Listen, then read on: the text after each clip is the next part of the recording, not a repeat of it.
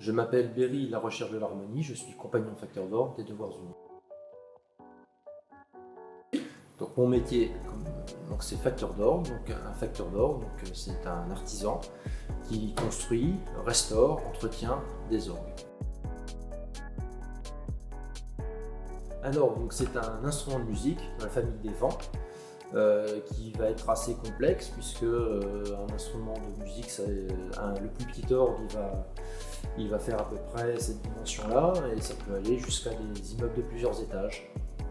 Donc, on peut faire une analogie entre les différents organes qui composent l'orgue et le corps humain. Donc on va avoir dans un orgue les poumons qui sont le soufflet de l'orgue, la voix de l'instrument, les tuyaux,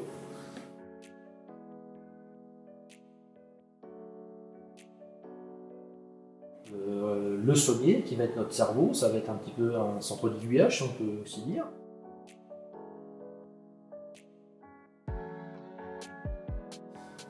Toute la mécanique qui va faire fonctionner ces tuyaux, qui vont être nos nerfs, nos os.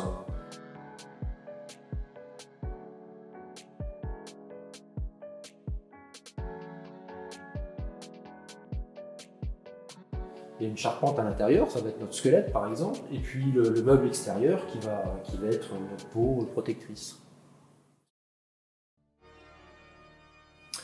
Alors, un facteur d'orgue ne travaille pas toujours dans les églises. Par exemple, lors de mon tour de France, quand j'étais en Australie, j'ai accordé des instruments dans des mairies, dans des lycées, chez des particuliers. Principalement, nous en France, culturellement, l'orgue se trouve plutôt dans les églises parce que c'est l'histoire qui l'a voulu. Mais ça m'est arrivé de travailler en région parisienne chez un organiste qui avait un instrument assez conséquent chez lui. Donc on ne travaille pas tout le temps dans les églises et puis on est aussi pas mal de temps à l'atelier. En France, on associe l'instrument orgue à l'instrument liturgique. C'est une partie de son répertoire, de son usage, mais ça n'a pas été le cas à l'origine, puisque l'orgue a été inventé au IIIe siècle avant Jésus-Christ par un inventeur grec qui vivait en Alexandrie. Et donc, sous l'Antiquité, c'est un instrument qui servait pour des fêtes profanes, pour des défilés, des processions, dans les cirques et autres. Voilà. Donc ce savoir-faire de construction de ces orgues antiques a été conservé par des moines qui ont conservé la technologie. Et puis il a été introduit progressivement par le biais du religieux, donc pour servir dans les églises, puis ça permettait de remplir de grands édifices de sons assez présents. Et donc ça permettait de remplir une église assez facilement. Et donc ces instruments ces orgues ont été introduits progressivement dans les églises à partir du XIIIe siècle jusqu'à aujourd'hui, où son usage s'est quand même relativement diversifié depuis le XIXe siècle, où on peut en trouver dans les cinémas, dans des mairies, dans des salles de concert.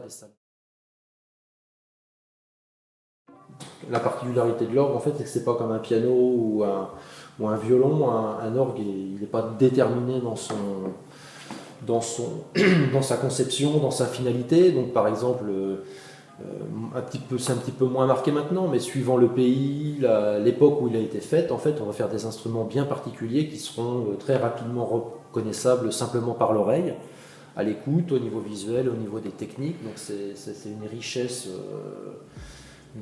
assez intéressante de cet instrument, puisque même aujourd'hui, on construit des orgues qui ne ressemblent pas à ceux qu'on faisait il y a 40 ans, il y a 100 ans. Donc l'instrument, il évolue avec les technologies. L'instrument, il évolue avec les technologies. Voilà, par exemple, aujourd'hui, on a des orgues qui fonctionnent avec de l'informatique, avec du Bluetooth. Et voilà, donc un orgue anglais ne sera pas le même qu'un orgue français, qu'un orgue allemand, qu'un orgue en Italie, en Espagne. Des spécialités locales. Complètement local et même régional, je dirais. Par exemple, un orgue qui va se trouver en Alsace, il ne sera pas tout à fait le même que ceux qu'on peut faire nous ici en Corrèze. Ils auront des particularités. Alors nous, on ne fait pas spécifiquement de l'orgue corrézien, mais il y a des spécialités régionales qui sont plus marquées et qui sont encore marquées aujourd'hui.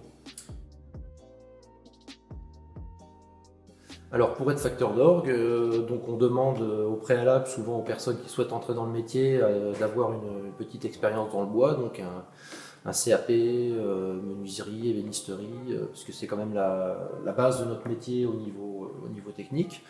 Et donc suite à cela, il y a une école qui se trouve à Échaud, à Strasbourg, où on peut faire un bac pro, donc de facteur d'orgue et de tuyautier en orgue. C'est quand même 2 métiers dans le métier global. Donc c'est bac pro facteur d'orgue et bac pro tuyautier en orgue. Donc le cursus total fait 5 ans. Alors facteur d'orgue et compagnonnage, alors ça on va en arriver à quelque chose d'un peu personnel, c'est-à-dire que les métiers de la musique ne sont pas représentés traditionnellement dans le compagnonnage. Moi je suis compagnon de l'Union compagnonique puisque cette société donc, a été créée fin du XIXe siècle, a eu la particularité donc, d'introduire assez rapidement dans sa naissance, d'introduire assez rapidement des nouveaux métiers, et donc notamment donc, on est arrivé au début du XXe siècle à accepter tous les métiers qui transforment la matière avec les mains. Donc tous les métiers manuels peuvent prétendre à rentrer dans le compagnonique.